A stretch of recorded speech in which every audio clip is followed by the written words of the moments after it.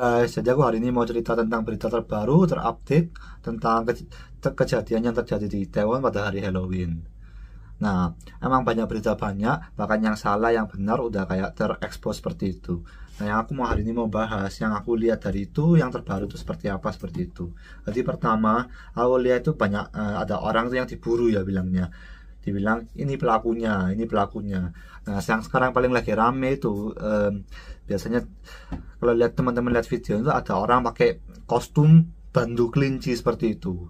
Dia tuh kayak lagi diekspos di sosial media, dia bilang dia pelakunya. Soalnya itu ada video orang yang kayak di keramaian itu kayak video dia sampai dilingkarin seperti itu, bilangnya dia tuh kayak ada video suara, tapi nggak tahu ya dia yang ngomong apa enggak, suara kayak ayo dorong dorong seperti itu.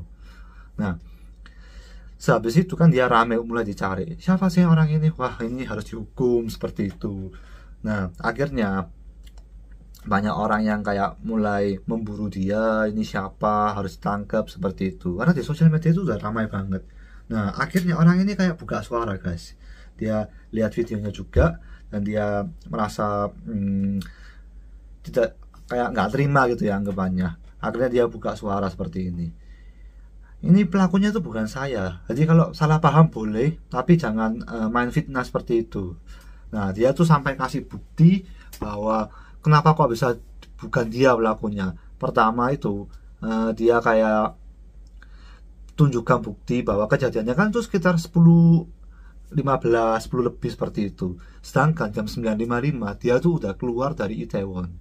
Nah, itu buktinya tuh dia udah tunjukin bukti dia naik MRT jam 9 lebih 5 ya, 9.55-an naik kereta dari Itaewon dan 10.15-an sampai di Hapjeong, stasiun Hapjeong.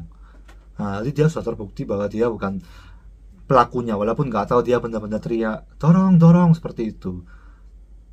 Nah, yang kedua yang aku mau ceritain, ini kejadiannya terjadi karena pemerintah. Jadi kalau teman-teman tahu, sebelum kejadian itu terjadi, yang bencana itu terjadi jam 10 lebih 15-an seperti itu, dari jam 6.34 itu udah ada laporan kayak ini. Ini sepertinya bahaya banget, udah kayak didorong dari belakang terus menerus, bisa jadi terjadi kecelakaan seperti itu. Nah, laporan yang dilaporkan kepada polisi itu ada sebanyak 11 laporan sebelum terjadi kecelakaan. Nah, tapi parahnya di sini tuh apa? 11 laporan itu kayak tidak diurus sama polisi. Laporan pertama telepon, polisinya jawab siap. Kedua, ini ada kecelakaan benar-benar bahaya. Siap, siap seperti itu. Tapi yang benar-benar maju, yang anggapannya ke TKP gitu, itu cuma ada 4 tim katanya. Sedangkan yang lainnya itu anggapannya cuma di alah ya Halloween emang rame, kayak nggak dianggap remeh gitu loh. Dan jawabnya semua gitu, ini harus ke TKP pak, ini benar-benar bahaya, bisa terjadi kecelakaan. Siap, siap, ngono terus. Tapi sing datang mek 4 tim katanya. Bahkan yang satu tim itu kayak menulis laporan itu kayak kurang jelas seperti itu, mari terus gak teko kayak ngono. Nah, salah satu itu ada live streamer Korea, jadi dia lagi live streaming bawa tongsis gitu. Dia live streaming itu kayak udah ngomong itu bahaya banget di sini, orang-orang dorong kecepit sampai sandal atau tasnya tuh hilang kan. Dia kayak sambil live streaming juga, dia juga salah satu orang yang telepon ke polisi bilang ini harus diatur ini jalannya, ini benar-benar bahaya, bisa terjadi kecelakaan. Kayak diomongin terus bisa terjadi kecelakaan kayak gitu. Tapi ya itu sebenarnya siap. Nah, tapi nggak tahu datang apa enggak seperti itu. Oh ya, sedikit tambahan guys, jadi ini cerita yang aku dengar dari teman-temanku. Jadi ini emang nggak ada hubungannya sama Halloween. Jadi kayak gimana ya ngomongnya. Jadi dia itu kayak ada mangkel sama orang. Misalnya tuh tempat gak boleh merokok atau tempat gak boleh minum, tapi ada orang merokok atau minum seperti itu. Dan dia tuh lapor ke polisi guys. Dan polisi bilangnya bakal datang dalam waktu yang cepat atau bahkan langsung ke TKP seperti itu. Nah, tapi dia temanku ini udah 3 jaman di tempat itu melihat orang itu dan bakal sampai orang itu pergi, polisi nggak datang sama sekali katanya guys. Jadi mungkin polisi mikirnya itu aduh gak penting kayak ngono gak teko akhirnya. Aku emang tahu sih namanya polisi udah bekerja sangat keras, udah pasti capek kerja subuh, apalagi shift subuh, kerja gak tidur seperti itu pasti sangat capek. Aku sangat paham tentang itu guys. Tapi semoga habis kejadian ini, walaupun bisa dibilang hal yang dibilang itu kayak kurang penting atau kayak cuma masalah kecil seperti itu, at least polisi datang ke TKP untuk melihat kejadiannya itu seperti apa, seperti itulah. Dan ya bisa tahu lah kalau polisi itu mungkin udah kayak banyak mangkel, ada kayak laporan mainan atau seperti itu, datang ke TKP mana nggak ada apa-apa, ya datang nggak ada apa-apa kan, ya itu kayak aduh kesel, kerja malam malah diganggu seperti itu kan bisa ya guys ya. Nah tapi semoga sehabis ini at least ke TKP lihat kejadiannya seperti apa dan tidak ada, kan soalnya kita nggak tahu ya namanya itu, bisa jadi itu sebenarnya itu laporan kecil tapi bisa menjadi besar atau sebaliknya seperti itu ya. Semoga sehabis kejadian ini polisi juga lebih antusiasi lah seperti itu. Nah berikutnya aku mau cerita tentang tempat kejadiannya Kak. Tempat kejadian itu kan kalau teman-teman kan udah pasti tahu dengar, di dekatnya Itaewon Station, di sampingnya Hamilton Hotel. Nah ini ada yang mulai disalahkan lagi, yaitu Hamilton Hotelnya. Nah kenapa? Gang kecil itu kalau teman-teman lihat berita itu katanya 3,2 meteran guys, itu apa lebarnya seperti itu. Nah gangnya itu udah emang kecil, tapi sama Hamilton Hotel ya itu ada kayak sampingnya itu kayak dibuat untuk tembok sama Hamilton Hotel, itu dibuat kayak buat, kalau teman-teman tahu AC kan ada kayak ventilasi tempat pembuangan airnya itu kan. Nah karena Hamilton Hotel kan rooftopnya itu ada kayak pool party ya, kayak ada kayak kolam renangnya atau gimana, nggak pernah ke sana soalnya. Jadi itu semuanya ditaruh di sana katanya.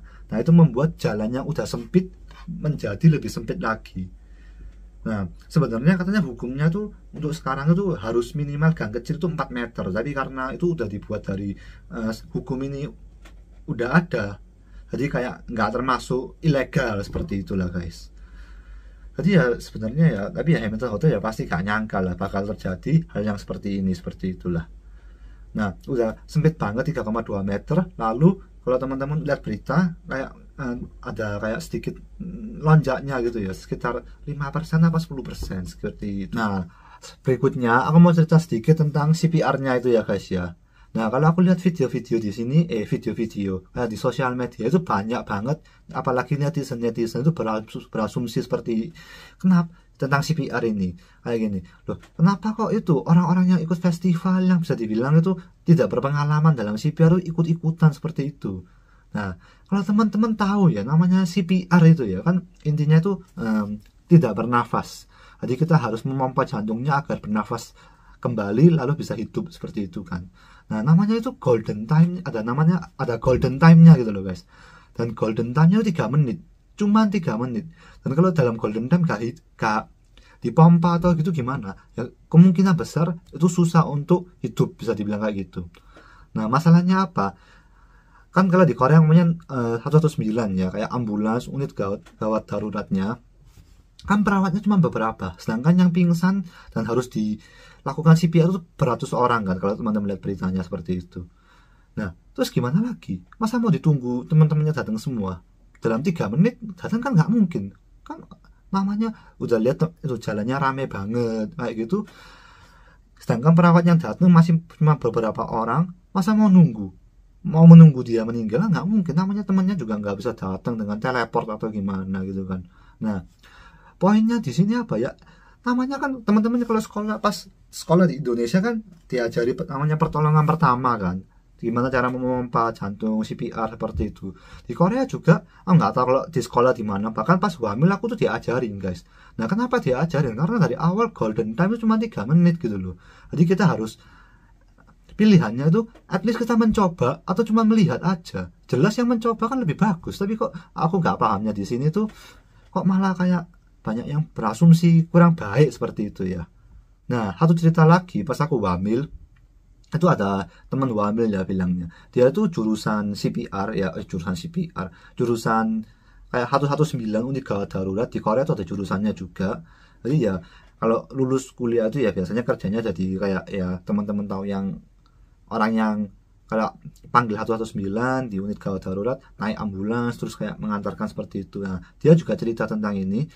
Hari awal tuh kalau udah sampai level harus di CPR itu kemungkinan hidupnya tuh emang sangat kecil guys. Dia juga katanya aku nggak tahu dia beneran ngomong atau beneran melakukan itu apa enggak, tapi dia juga pernah cerita ke aku, dia pernah melakukan CPR di kehidupan nyatanya sebanyak 3 kali dan tidak ada yang berhasil selamat, guys. Jadi dari awal itu kemungkinan hidupnya dalam CPR itu emang rendah. Jadi tolong jangan teman-teman berasumsi itu meninggal karena ada yang CPR-nya nggak bener atau apa. Nah, menurutku itu ya guys ya, at least yang mau mencoba guys, bukan cuma melihat aja, itu harus diapresiasikan, bukan malah dicat tuh meninggal karena CPR-nya nggak bener atau apa dah. Wah itu kacau menurutku bener-bener. Nah, jadi poinnya ya aku ngomong itu at least mencoba itu lebih bagus guys, bukan karena dia CPR-nya salah akhirnya malah menjadi lebih fatal seperti itulah. Dia udah mencoba malah mendapat lihat netizen berkata seperti itu, dia nggak hancur anggapannya, dia bakal berpikir gara-gara aku ada orang yang meninggal lama seperti itu kan. Sangat-sangat menyedihkan guys. Nah berikutnya aku juga mau cerita tentang beberapa pahlawan ya yang dibilangnya dalam kejadian Itaewon ini. Nah pertama, teman-teman udah pasti lihat kan, ada satu polisi itu teriak sampai berkali-kali gitu loh, sampai suaranya tuh habis, kok hilang suaranya tuh habis sampai nggak bisa, kayak suaranya tuh kayak serak gitu loh, saking teriak terus kayak gitu, kayak mau mengevakuasi seperti itulah. Nah sehabisnya ada satu perempuan beberapa jam sebelum kejadian besar ini terjadi di gang yang sama, di gang Hamilton Hotel itu, perempuan ini teriak tanpa mic guys, jangan masuk, jangan dorong, biarkan kita lihat dulu. Kayak dia tuh kayak membuat arus jalan gitu loh. Soalnya kalau teman-teman tahu kan tuh di Itaewon Station ada yang naik dan ada yang turun dari sana kan, jadi kayak tabrakan terus gitu loh guys. Nah cewek ini teriak tanpa mic kayak membuat arus jalan, dan akhirnya banyak yang juga bilang kita berhasil keluar dengan selamat karena perempuan ini. Nah dan beberapa jam sehabisnya terjadi kecelakaan yang kita sangat-sangat sedihkan sampai sekarang. Nah, dan yang terakhir aku mau bahas di sini. Jadi sebelum kejadian ini terjadi, sebelum Halloween party dilakukan, katanya pemerintah Korea tuh udah kayak siaga gitu loh. Bakal rame banget Halloween tahun ini. Jadi udah kayak disiapkan 137 polisi di TKP, tapi TKP-nya tuh polisinya tuh bukan untuk mengatur arus jalan ya anggapannya, tapi lebih ke tentang kayak penangkepan kayak orang yang melakukan kejahatan, misalnya kejahatan kayak seksual atau narkoba seperti itu. Sangat disayangkan, padahal tahun-tahun berikutnya tuh at least itu kayaknya ada polisi gitu loh guys. Nah kalau di tempat-tempat kayak ada polisi kan kemungkinan terjadinya kejadian ini bakal sangat turun guys. Karena apa? Kejadian ini kan masalahnya di depan ada kecelakaan jatuh-jatuh, yang belakang nggak tahu guys, dorong terus jadi ini belakang, nggak tahu soal dari mereka. Nah tapi kalau ada polisi di sektor-sektor seperti itu langsung dikasih tahu, oh ini ada kecelakaan. Nah kan polisi ada mikrofonnya itu bisa di sini ada kecelakaan, jangan dorong, bisa evakuasi langsung seperti itu. Jangan dorong ya, ini oper ke sana. Yang di sini depan ada kecelakaan lah, kayak itu kan orangnya di belakang nggak mungkin dorong. Masa udah dibilang ada yang kecelakaan, ada yang meninggal seperti itu, dorong kan nggak mungkin, namanya manusia ya. Seperti itu. Jadi sangat disayangkan kayak at least ada polisi di satu sektor seperti itu, bakal kemungkinan terjadi kejadian seperti ini benar-benar menurun menurutku guys. Nah dan terakhirnya aku mau bahas di sini guys, semoga jelas kejadian ini tidak akan ada lagi dan tidak ada lagi di Korea. Terus aku juga lihat ada video orang yang tinggal di Jepang ya, kayak YouTuber juga katanya, kayak menceritakan kejadian di Jepang itu gimana. Jadi kalau lihat di Shibuya Tokyo, Halloween ini juga rame banget guys, tapi tidak terjadi kecelakaan kan. Nah yang di sini tuh bisa dibilang kenapa? Katanya di Jepang itu polisi ini tuh pasti itu bener-bener banyak. Kita nggak boleh stop di jalan atau apa, bener-bener kayak diatur banget sama polisinya guys. Sampai yang ikut acara tuh pertama bilangnya, tuh polisi ini berisik banget sih kayak gitu. Soalnya niup peluit kalau mari nih kali ini. Tiup, ayo jalan, jangan mandek kayak ngono guys. Nah, tapi kenapa kok Jepang bisa mengevakuasi sampai segininya? Nah, katanya tahun 2001 kalau nggak salah guys, ada festival seperti itu dan terjadi kecelakaan stempet ya kan.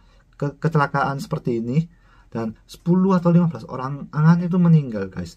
Nah, dalam sehabis itu pemerintah Jepang sangat-sangat udah kayak antusiasi dalam festival besar seperti ini guys. Benar-benar sangat disayangkan kejadian Halloween di Korea ini dan semoga pemerintah juga kedepannya pemerintah juga sangat-sangat mulai kayak evakuasi tentang festival-festival besar seperti ini agar tidak terjadi kecelakaan yang sangat menyedihkan seperti ini guys. Nah, oke, penjelasanku sampai di sini. Nanti kalau ada info lebih lanjut atau berita yang kira-kira aku bisa sharing ke teman-teman, aku bakal sharing lagi guys. Oke, thank you for watching videoku. Semoga hal-hal yang teman-teman ingin tahu sudah terjawab. Terima kasih.